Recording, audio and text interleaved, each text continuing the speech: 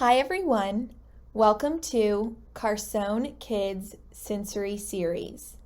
Today we will be learning about thermal sensation, also known as your sense of temperature. We will be talking about what thermosensitive processing is, what thermosensitive hyperresponsive is, what thermosensitive hyporesponsive is, and what thermosensitive underresponsive is. We will also be learning how to address thermal processing difficulties at home.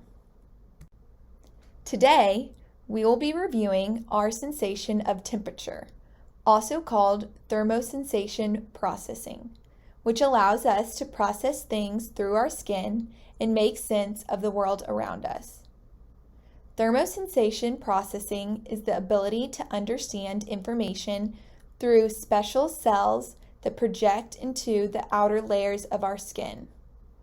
Thermosensation processing can impact a child's ability to withdraw from painful heat or cold.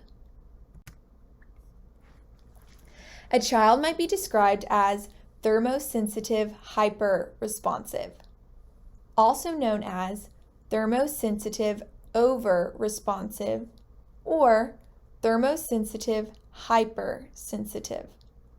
This child tends to be a thermosensation sensory avoider. This child responds excessively to sensory input.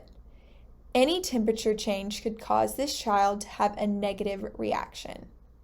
For example, this child might become upset when going from inside an air-conditioned cool home to a hot car.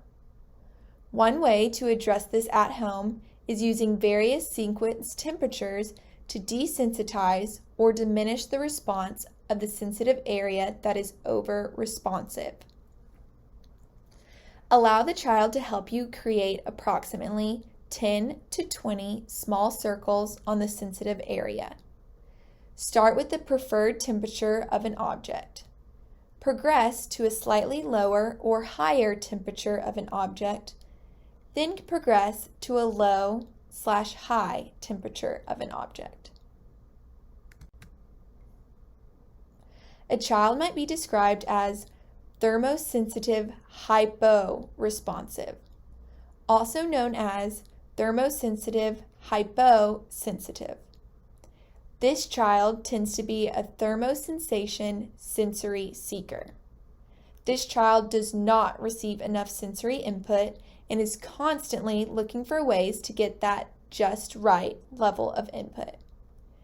These sensory seeking behaviors can impact their day because they are not able to focus or attend to a task until they are at that just right level.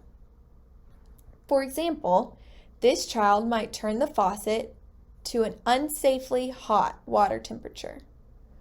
One way to address this at home is using various materials to provide input. Allow the child to explore various thermal inputs safely, for example, using frozen crayons, a heated rice pack, or a chilled washcloth. A child might be described as thermosensitive underresponsive. This child exhibits a diminished response to thermosensitive sensory input. More sensory input is needed than average in order to get a response. This child can appear to be lazy or tired. For example, this child may get into a bathtub filled with ice-cold water without reacting to the extreme temperature. One way to address this at home is using various materials to provide input. Allow the child to explore various thermal inputs safely. For example, using warmed crayons, a chilled rice pack, or a heated washcloth. Every day, we can sense the world around us differently depending on how we slept, what we ate, or what we did the day before. Our kids that struggle to understand the input the world is giving them can be challenging. It's okay. Try your best to be understanding and patient. Our next video will help explain the different senses and what to do to help a child better understand the world around them. To quickly review, thermosensation processing is the ability to interpret information through special cells that project into the outer layers of our skin, and some of us need help to tolerate the input through various activities. Thank you so much for watching. If you have questions or concerns, we would love to hear from you.